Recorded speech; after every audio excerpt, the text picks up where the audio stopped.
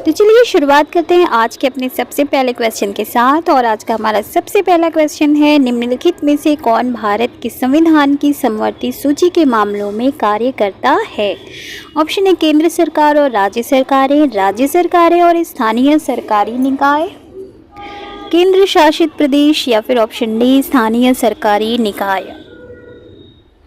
तो इसका correct answer हो जाएगा ऑप्शन ए केंद्र सरकार और राज्य सरकारें। ठीक है, भारत के संविधान की समवर्ती सूची के मामलों में कार्य करता है केंद्र और राज्य दोनों सरकारें करती हैं, केंद्र सरकार और राज्य सरकारें। ठीक है, नेक्स्ट क्वेश्चन है, निम्नलिखित में से कौन भारत की संविधान सभा में मसौदा समिति के अध्यक्ष थे? ऑप्शन है C Rajagopalachari, doctor B R Ambedkar, doctor Rajendra Prasad, या फिर ऑप्शन डी जवाहरलाल नेहरू।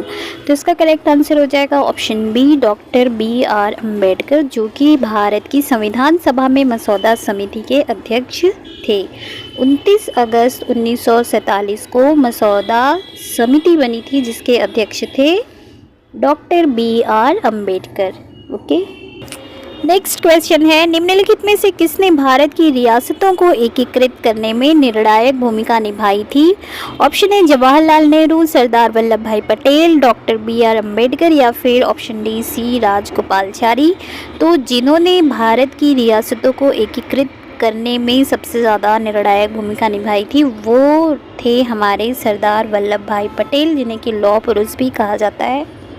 लगभग 562 देशी रियासतों को भारत में मिलाया गया और एक खूबसूरत सा देश भारत बसाया गया। ठीक है, तो इसका करेक्ट आंसर हो जाएगा ऑप्शन बी।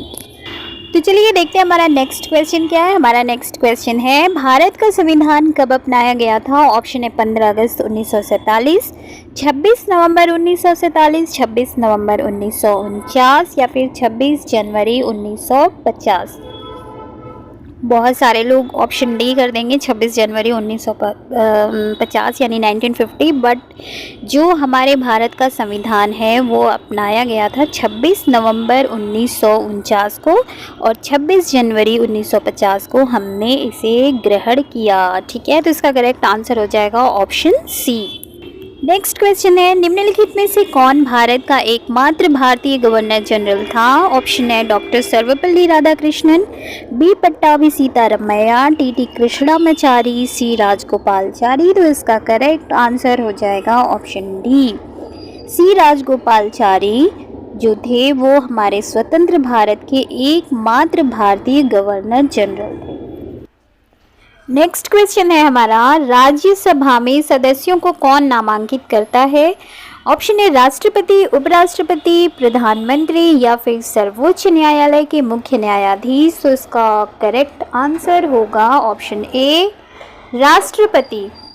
राष्ट्रपति राज्यसभा में सदस्यों को नामांकित करते हैं। ठीक है, तो करेक्ट आंसर क्या हो जाएगा ऑप्शन ए राष्ट्रपति। नेक्स्ट क्वेश्चन है हमारा, 18वीं सदी में किसके नेतृत्व में बंगाल धीरे धीरे मुगल नियंत्रण से अलग हो गया? ऑप्शन है मुर्शिद कुली खान, नादिर शाह, अलीवर्दी खान, या फिर ऑप्शन डी बुरहान उल मुल्क।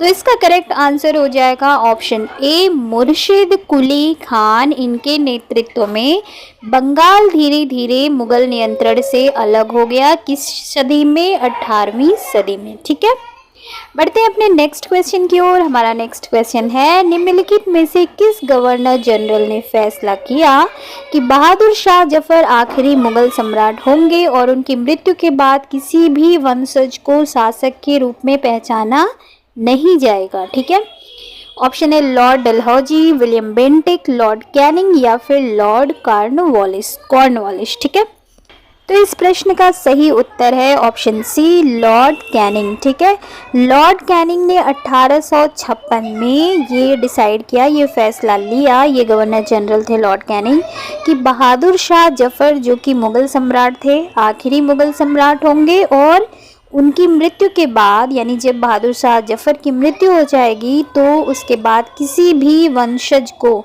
उनके किसी भी बेटे को, पोते को, किसी भी वंशज को शासक के रूप में नहीं पहचाना जाएगा। वो फिर मुगल शासक, सम्राट या ऐसा कुछ भी नहीं माने जाएंगे। ठीक है, तो इसका करेक्ट आंसर होगा option B Lord Canning.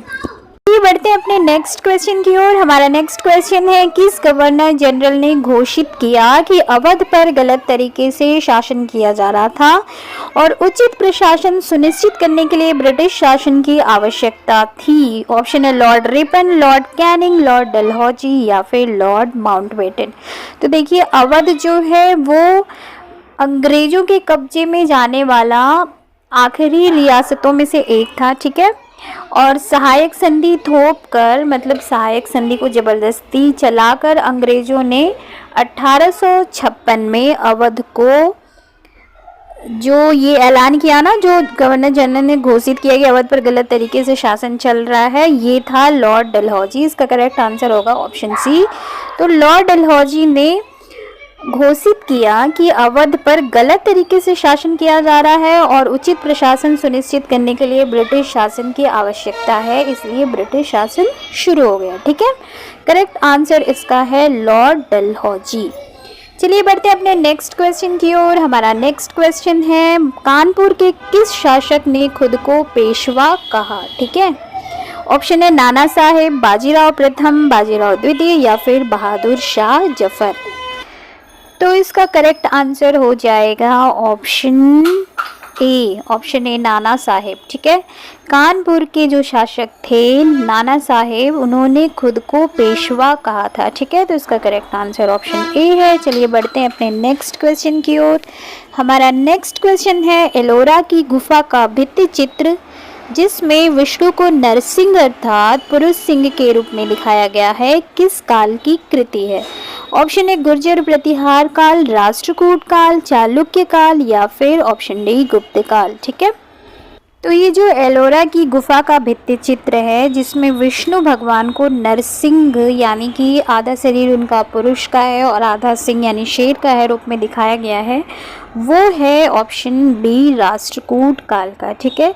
Rashtrakuta काल को दर्शाता है एलोरा की गुफा का ये भित्ति चित्र, ठीक है।